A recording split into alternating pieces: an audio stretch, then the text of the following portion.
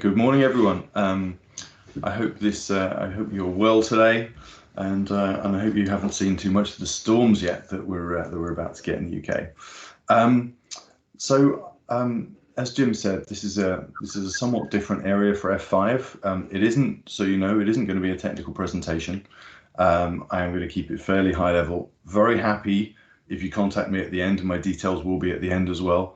Very happy to introduce you to other F5ers that can talk about F5 and how we can actually help developers and the developer community in particular, which is what this is really about, accelerate how they innovate. And I'll explain a little bit more about that as we go through.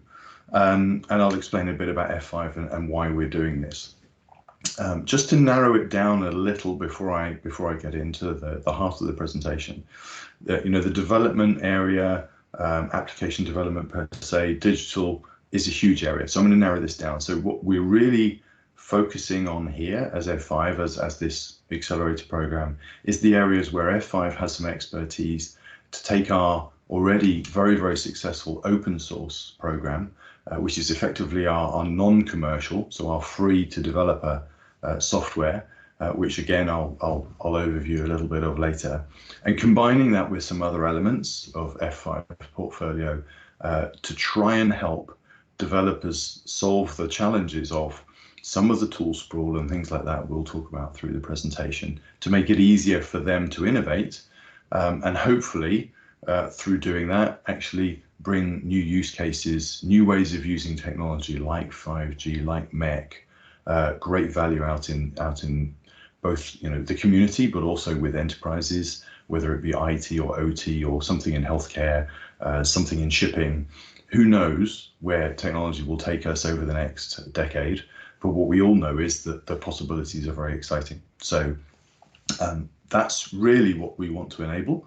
And I'll go on and talk about it a little bit more. So this is really aimed at those that are trying to innovate in all of those areas. The context, of course, is somewhat telco related because of some of the technologies involved, but it's really aimed at the application development and digital development community. So hopefully that is of interest. This is the agenda I'm going to cover. I'm going to keep it fairly high level. We have plenty of time for questions at the end, and I really welcome your questions in chat or at the end in person. And the first thing I'm going to do is really explain a bit about why F5 is doing this and what we're hoping to achieve from it. I've alluded to that already. We'll talk about some of the key challenges that we feel these innovators, these entrepreneurs, these application developers and smaller companies quite often face. And we see that every day in what we do and the companies and the people we talk to. And we want to try and make that easier so that we actually enable more and more innovation.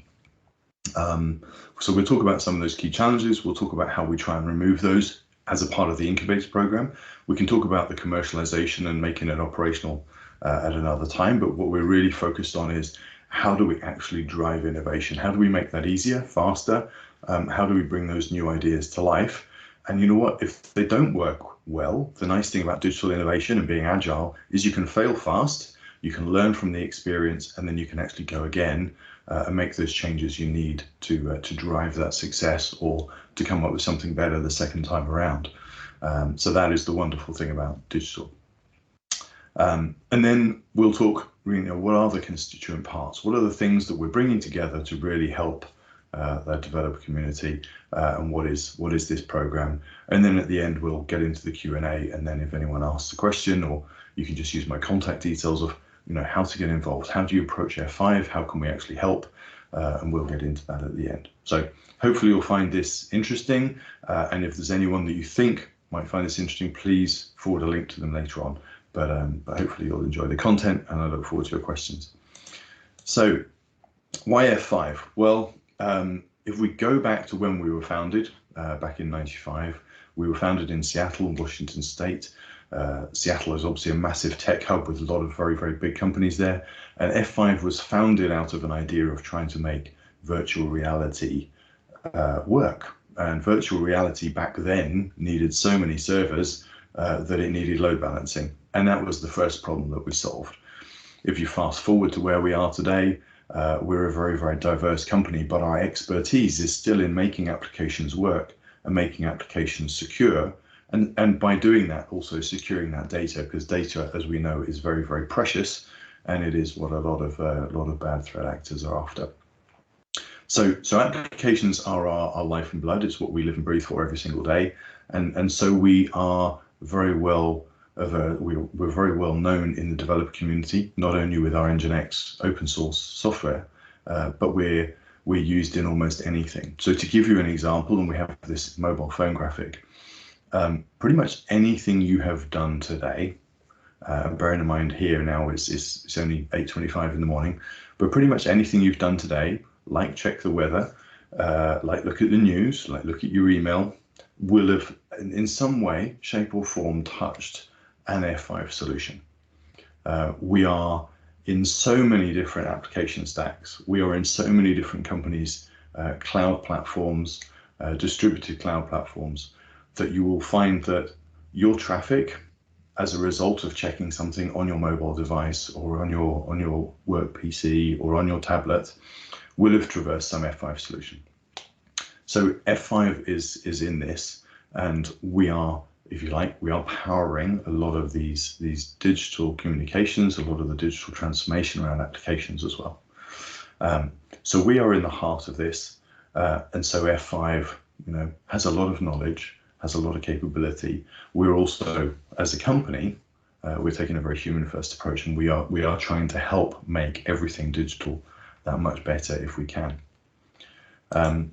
So if you're non-technical, then hopefully this is the right level of explanation. If you are technical, then I apologize for simplifying how things are, but I want to use this as a starting point and a frame of reference for how we solve some of the challenges later. But if you have been online today, or like me, get up first thing in the morning and check the weather and check the news and things like that, then you will have, through your app on your phone or your other device, you will have used CDNs, so content distribution network. It will have pushed traffic down to your device. You will have used a combination of data center, be it public or private, combination of both perhaps, and you may have even used some information coming from some sort of edge cloud, which is getting more pervasive and bigger as clouds as we know them were very, very centralized, quite humongous, and that is now moving further and further out. It's not so much centralized, it's becoming decentralized, and that will continue that trend, particularly around 5G, as we realize the speeds of 5G and also fiber to the home, fiber to the premise. We will actually see that real-time decision making has to get pushed further out. So you'll see a combination of very, very fast edge technologies for real-time decision making with big data stores for analytics and other content in the central areas. So the way that manifests itself on your device is potentially like this, as you see on this graphic, where some information is coming from the central cloud, some is coming from the edge, some is coming from CDN. What I'm trying to tell you is that digital is now very, very complex. It's broken up into lots and lots of little parts, which we'll go on and talk about as microservices later. But it's a very complex environment, which is why we're trying to simplify this and make it much, much easier for developers to use and consume and build on. Otherwise, we feel innovation is going to be held back. So we know from a lot of surveys, so F5, like other companies and other organizations, surveys huge numbers of customers and partners every year. And from that very, very insightful information, which we have as state of application services and those kinds of reports, as well as our own F5 Labs research, we've been able to pull some of the key challenges that we see, particularly in the developer community. Now, one of the first problems they have is because the main role of a developer is actually to be agile and to develop quickly. Sometimes they might have to develop a change to an application in as little as 2 weeks and get that actually out onto their developer platform, out onto their marketplace or out onto their website. Sometimes it could be 4 to 6 weeks, but the cycle is relentless, and that pace that they have to keep up is very, very challenging. So they just use whichever tools are the best fit for what it is that they're developing.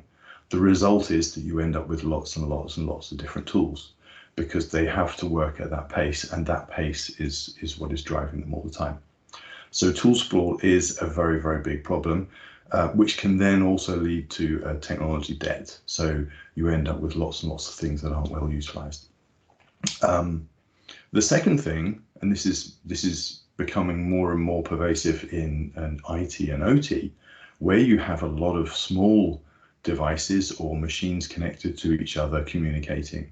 There are huge amounts of APIs.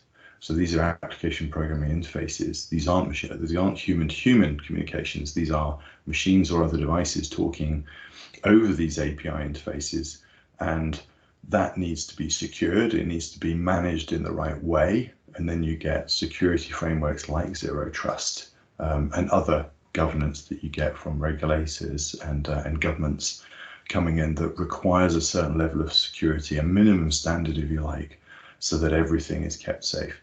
So again, the second thing is actually how do you at least meet that minimum framework to keep the organization and data and consumers and users safe without slowing anything down? And that's not an easy task. Then comes containers, or really better probably termed microservices, because that's something easier for everyone to understand.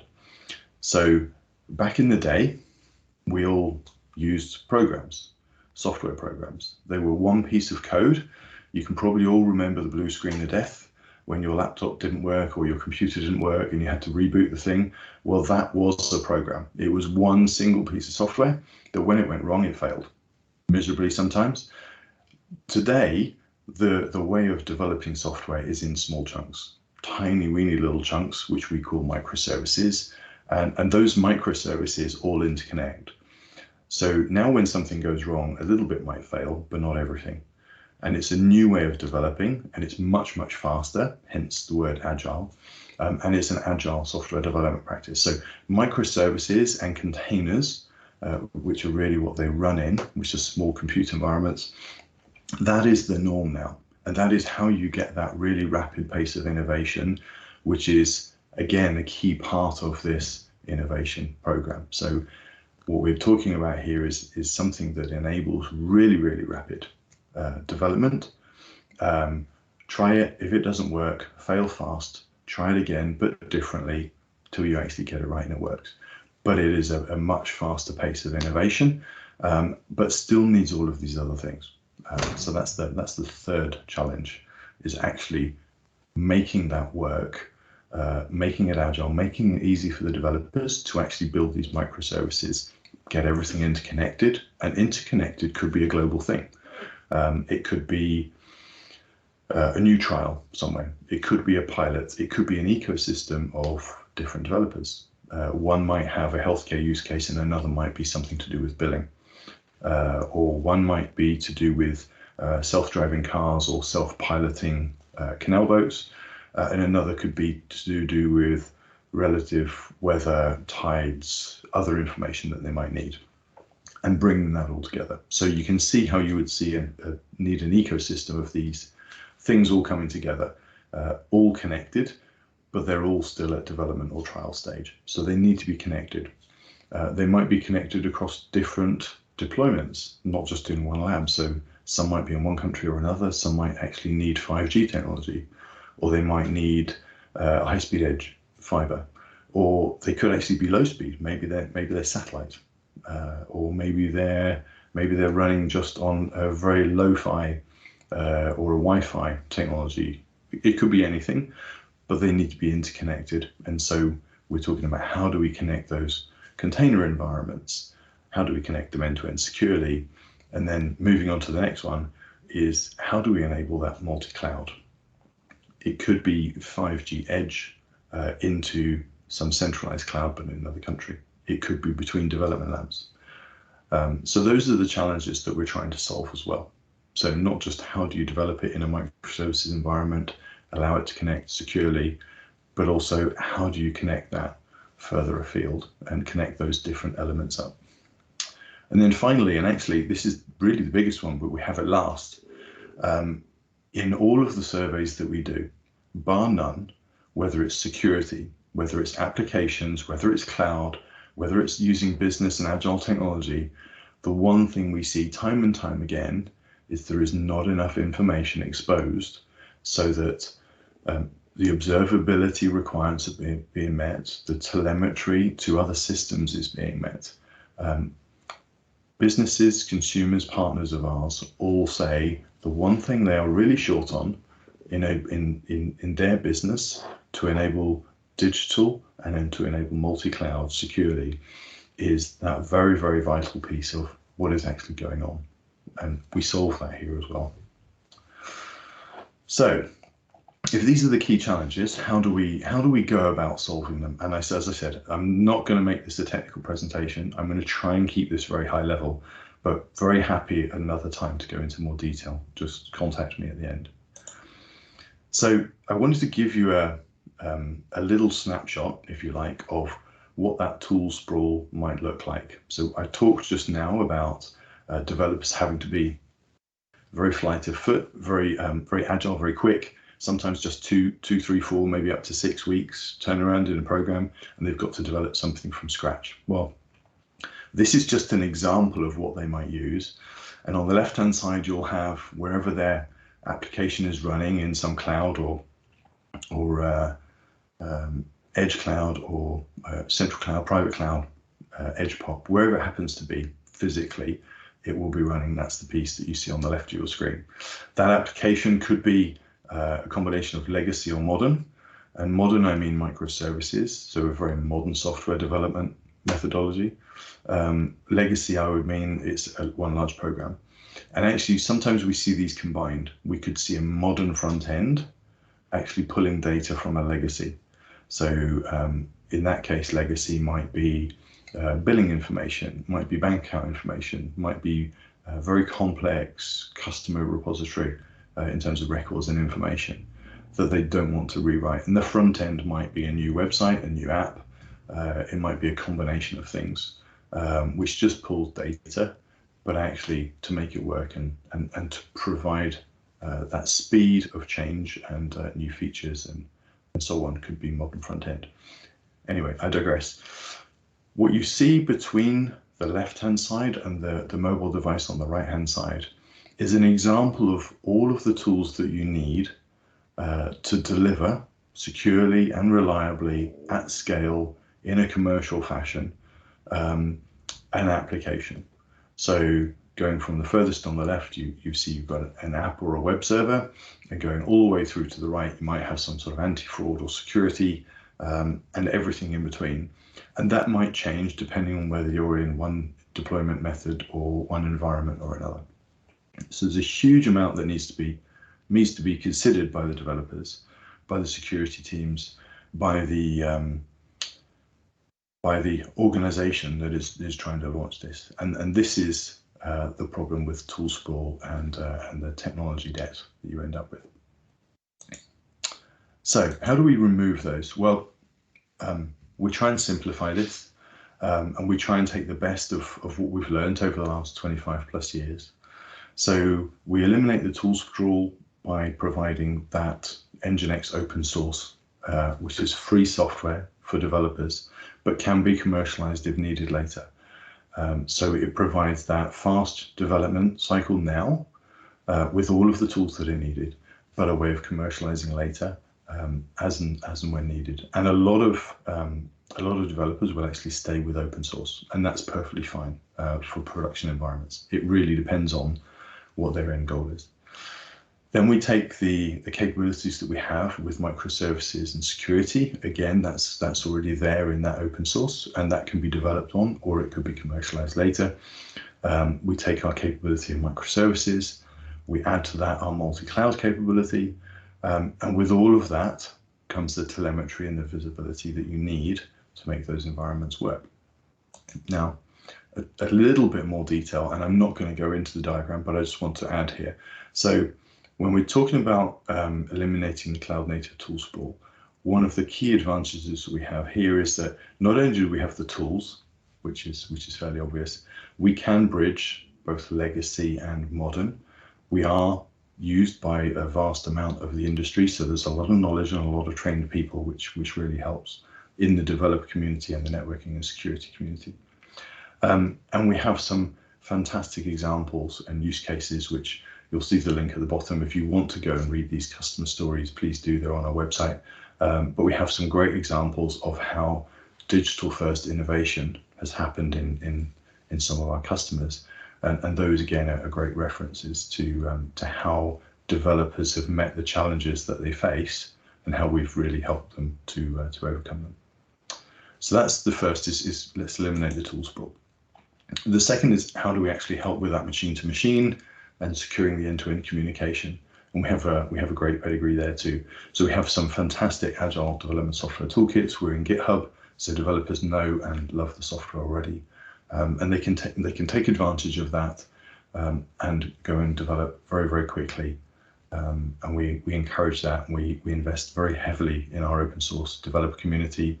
We have things like F5's Dev Central, which is a developer community which we facilitate. We have conferences which are just for the open source and developer community. So it's a big thing for us, and it's one that we invest a lot of time and effort in. We know this is where a lot of the magic happens in the application development world, is in this dev community. So we make things, Kubernetes, as we say here, is just one of the ways of delivering microservices. We make it microservices ready because that is the new agile way of doing things. And we make sure that as this accelerator program rolls out, that all of it is about being fast and being agile, but also making sure that it can connect with all of the other elements that will make it successful.